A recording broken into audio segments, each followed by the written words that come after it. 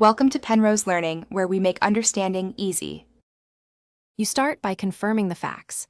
Know the exact GPU model, available RAM, and whether the system uses integrated versus dedicated graphics. Once done, plug the laptop into AC power and switch to a high-performance power plan so the GPU can draw full power. Next, reboot into BIOS or UEFI. Make sure the GPU option is enabled and any hybrid graphics setting is configured as your laptop manufacturer recommends. Finally, open Device Manager to confirm Windows recognizes the GPU.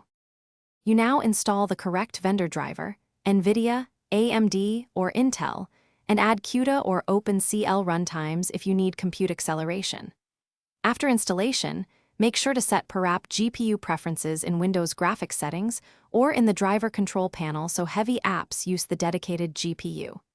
Then tune power and thermal settings.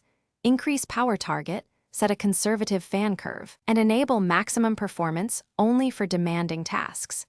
These steps give the GPU full capability while retaining thermal control. You finish by validating the setup. Run a benchmark or stress test and watch FPS, GPU load percentage, clocks, and temperatures with a monitoring tool.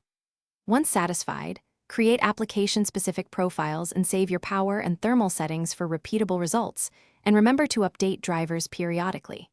If something goes wrong, instability, crashes, or thermal throttling, roll back to a previous driver, verify the laptop is on AC power, and check temperatures. If temps are high, reduce power target or improve cooling before. Thanks for watching. If this was helpful, leave a like and consider subscribing. See you next time.